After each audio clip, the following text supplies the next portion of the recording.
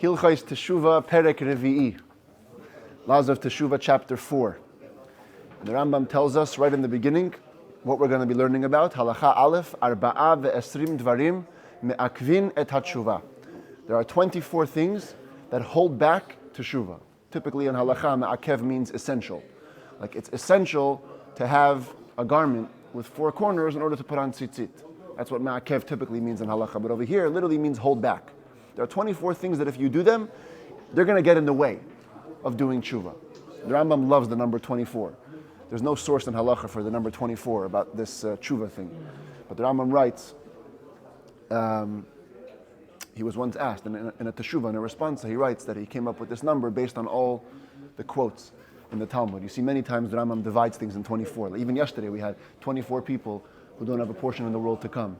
Or a couple of weeks ago, 24 people, Shemen Adim, that they go into ostracism. So here also, 24 things that hold back tshuva, and the Rambam divides them into a couple of categories. Also in the Torah, 24 is... Yeah, that's right. In the Torah, 24 is a big number. 24 non-kosher birds, 24 months are considered the time of nursing. 24,000 people died of Rabbi Akiva students, 24 groups of Kohanim, 24 Rashi Evarim. We have 24 limbs, ends of limbs, that a person can be freed for. They get damaged. Many 24s in the Torah. So it's true. Maybe that's why the Rambam chose 24, because it goes like a Torah. It's a Torah number. 24 hours in a day. 24 hours in a day. How do you like that? It's fundamental to existence. Yeah. So, Arba'a ve'esrim dvarim ma'akvin et hatshuva. There are 24 things that get in the way of tshuva. Arba'a mehen avon gadol. The first category, the first 4, are great sins. V'ha'oseh echad mehen. If you do one of them, ein hakadosh baruch hu maspik biyado la'asot tshuva. Hashem is not going to assist you to do tshuva lifi godel chet'o, because of the greatness of the sin. The Talmud says Hashem always gives you spiritual inspiration to help you with teshuva. For these 4 things, you don't get any help from above. Ve'elu hein, and these they are. Number 1, hamachati et harabim. Somebody who makes the public do a sin. Ubichlal avon zeh, included in that is hama'akev et harabim milasot mitzvah. If you hold back the public from doing a mitzvah, then your tshuva will be difficult. And it doesn't just mean your tshuva for this sin. It means if this is on your record, if you're a guy who makes the public sin, your tshuva for any other sins will also be more difficult. Halacha bet v'hamateh chaveiro miderech tova lederech ra'ah. If you move your friend astray from a good path to a bad one, you don't actually make him do anything. He does it himself, but you convince him. You educate him in a bad way. Classic example, a person who persuades an individual to serve idols or who persuades a multitude to serve idols. Halacha gimel haro'eh bno yotzei letarbut ra'ah. If you observe your son going to a bad path, he's adopting a bad way for himself, ve'eino memacheh biyado, and you don't protest, ho'ilu bno birshuto, since your son is under your authority, ilu michabo haya poresh, had you protested, he might separate himself. Children respect their father's opinion, and if you would have protested, maybe it would stop him. So by not protesting, it's as though you're actually making him sin. And therefore, included in this one, this sin is kol she'efshar biyado lemachot ba'achirim. Not just the parent, anybody who has the ability to protest against somebody else doing something wrong, ben yachid, ben rabim, individual or the public, v'lo micha, and he didn't protest, ela yanichem b'kishlonam.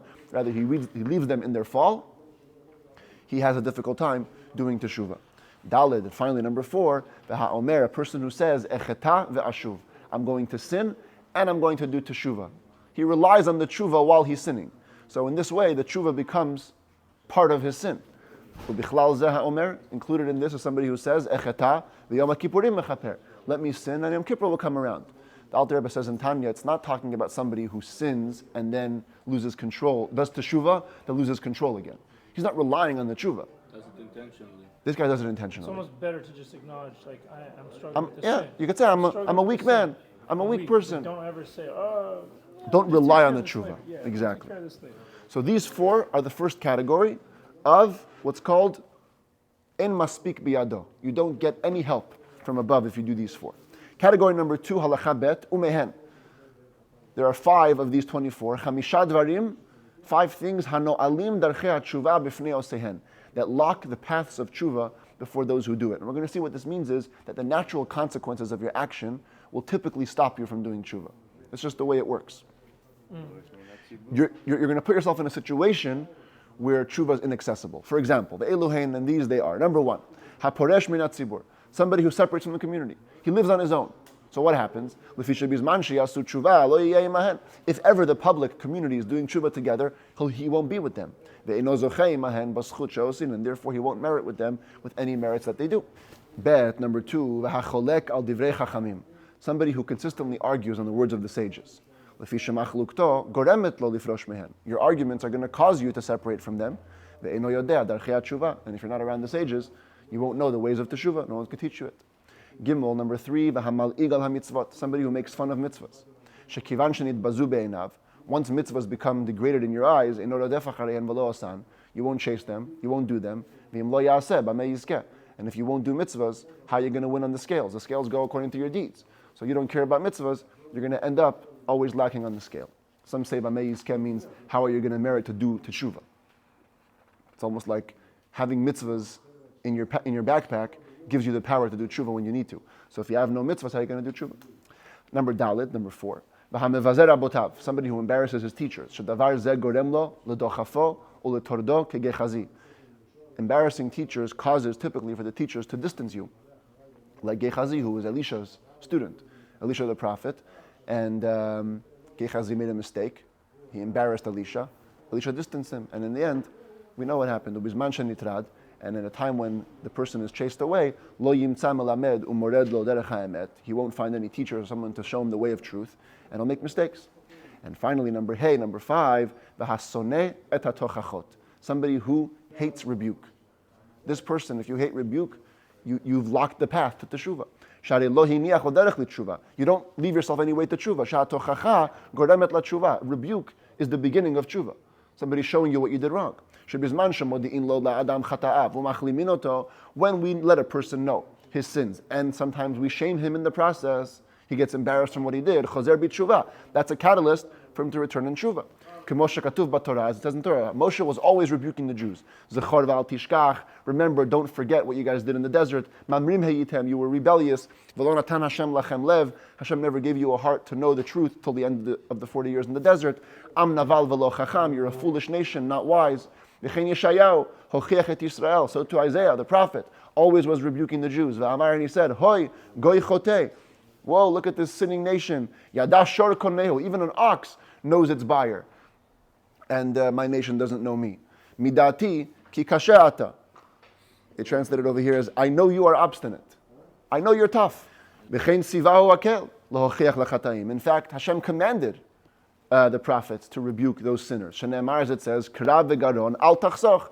Call out with your throat, don't hold back. In fact, all prophets, that's what they did. They rebuked the Jews till they did tshuva. Therefore,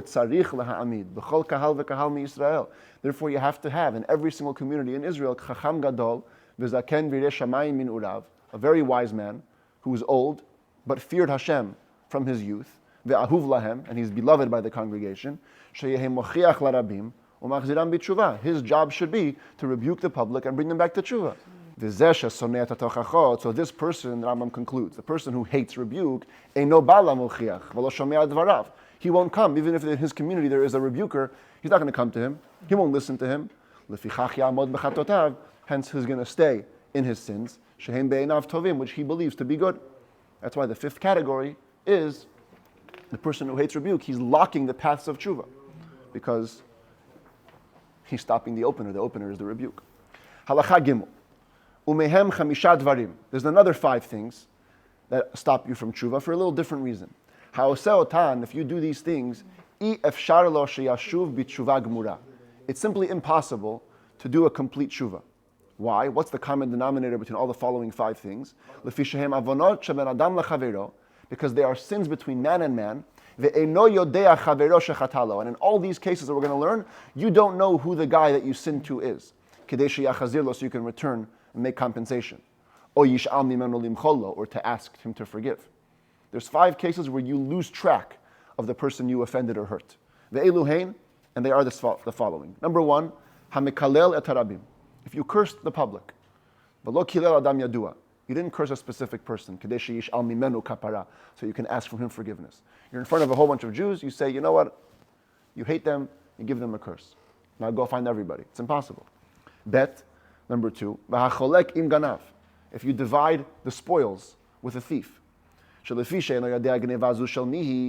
you don't know who the thievery belonged to, who the stolen object belonged to, ela haganav gonev l'rabim, umevilo v'hu lokeach. Rather, the thief, he steals from many people, and then he brings to you and you buy. Cholek im ganav could also be a person who buys from a thief. And furthermore, you're actually supporting the ganav in his work, making him sin. So you go into the category of halacha aleph, the first person who is machtiyat harabim, he makes the public sin or individual sin, and that also stops you from tshuva. Gimel number 3, you find the lost object, but instead of following the halacha, you don't announce it. You don't try to look for the owner. Later, when you try doing tshuva, you're not going to know who to return it to. If you didn't announce it in its time, people gave up, they despaired. They're not going to hear about it later. So you lose the chance to do a full tshuva. Dalid, number 4, v'ha'ochel shor, or some texts have shod with a dalid, aniyim v'tomim v'almanot. If you eat the ox, or shod means a pledge, like a mashkon, a collateral, of poor people, widows, and orphans. Wait, it says shod. But you, it says shod? Yeah. Different texts. So, Different text? some say shor, some say shod. The commentaries is the way to talk about it. There you have shor? Yeah. It means the same thing. It means the poor person borrowed money from you, and they gave you either a shod, a general pledge, or a shor, specifically an ox, which is like their whole livelihood. And you're going to go and use it and take from it. Elu bnei adam umlalin hein. These people are unfortunates. Ve'inam yedu'im u'meforsamim. They're also not well known. V'golim mi'ir li'ir ve'ein lahem makir. They go from city to city. They don't have acquaintances who know them. Kedei sheyeda, so you should know shor or shod zeh shel mihu, who does this belong to? V'yachzirenu lo, and then return it to him. Hey, number 5. V'hamekabel shochad lahatot din. Somebody who takes a bribe to abuse the law, to turn the law. Eino yodea, the judge does not know ad hechan higia hatayazu v'kama hikocha, how far-reaching this twist could have gone and how strong it could have been kadesh yachzir, so you can return the money. Shahadavar yesh lo raglayim, because the matter has feet. What does it mean the matter has feet? Many opinions in the commentary. Some say the matter has feet means the judge says to himself, when you take a bribe, you don't say an outright lie. A bribe means you come up with ways to make this guy's case be right logically.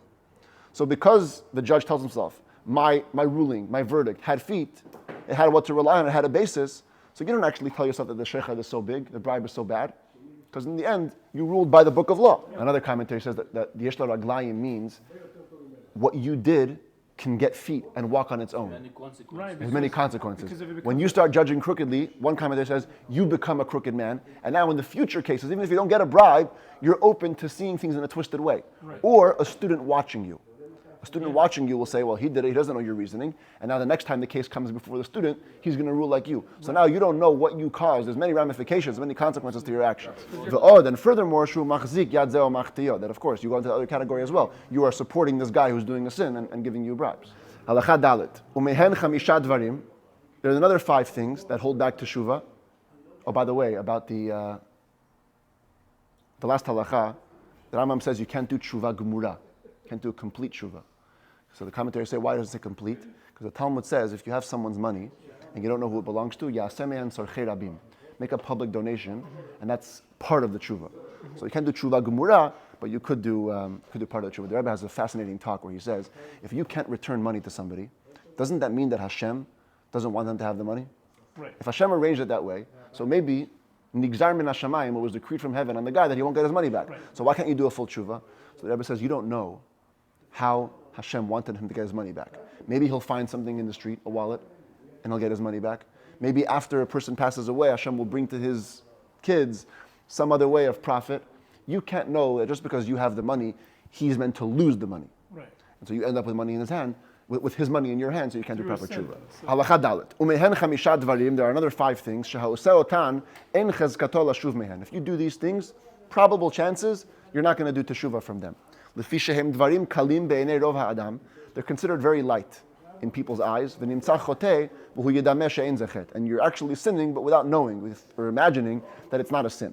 Ve'elu hein, they are as follows. Number 1, ha'ochel misuda she'ena maspeket li baleha. You eat from a meal and you know there isn't enough food for the host and his family.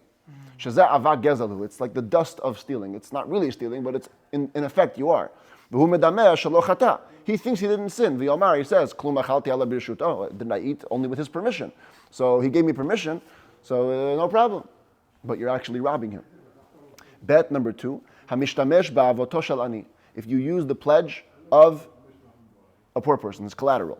Shaha'avot shel ani eino ela kardo b'macharesha. Typically, what does a poor person give for collateral? An axe or a plowshare. V'yomar b'libo, and the lender will say to himself, enan chaserim, they didn't depreciate. I just used his axe to chop down my tree. I didn't cause any wear and tear.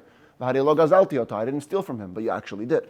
So it's light. It might be light in your eyes, but the bottom line is you probably won't do tshuva for it. Gimel, number 3, hamistakel ba'arayot. A person who stares at women he should not be staring at. Immoral, forbidden relationships. Ma'alel dato she'ein bekach klum. He imagines there's no problem, I'm just looking. Shehu omer, he says, v'chi ba'alti o karavti etzla. Did I have relations? Did I touch her? No, I'm just looking. He doesn't know that looking with the eyes is a huge sin. That's what causes the actual immoral relationship. As it says, don't go astray after your hearts and after your eyes. Your eyes can be a big key to getting you to sin. Dalit, hamitkabed biklon chavero. A person who takes honor in his friend's embarrassment. Omer belibo she'eino chet. He tells himself in his heart, I didn't do a sin. My friend's not standing here while I do this comparison. No embarrassment reaches him. I didn't embarrass him verbally either. All I'm doing is comparing my good deeds and my wisdom against my friend's deeds and his wisdom. So it should be seen in implication that I'm honorable when my friend is shameful. So you're only doing it in your imagination, but it's actually very bad, and you won't end up doing tshuva probably. And finally, number 5, if you suspect innocent people. You tell yourself it's not a sin. Because you say, what did I do to him? Is there anything more than suspicion? Maybe he did, maybe he didn't. But he doesn't know that's actually a sin. Because you transform in your head a kosher person into a man who did averot. And that could lead to many other things too. So that's why it's a negative thing. Yeah, it's happen here on a daily basis.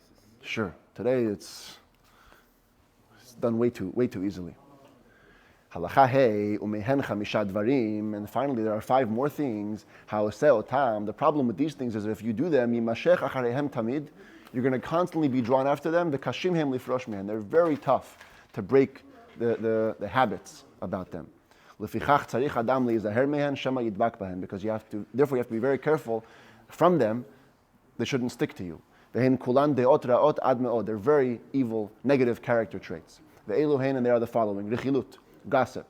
Gossip just means information. You talk about whatever you hear. V'lashon hara, and then you have specifically negative speech, which is when you say negative things about a friend, even if they're true. Ubal chema, an angry man. Ubal machshava ra'a, a person who always has negative thoughts, planning bad things, making schemes. V'amitchaber larasha, and a person who hangs around the wicked person. Because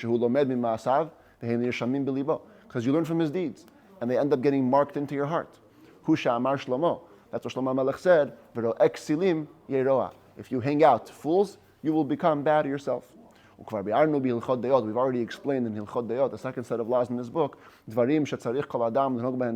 things that a person should always seek to behave with constantly. Certainly over here we're talking about a Baal Tshuva. He wants to get Tshuva. You have to adopt a much better code of behavior.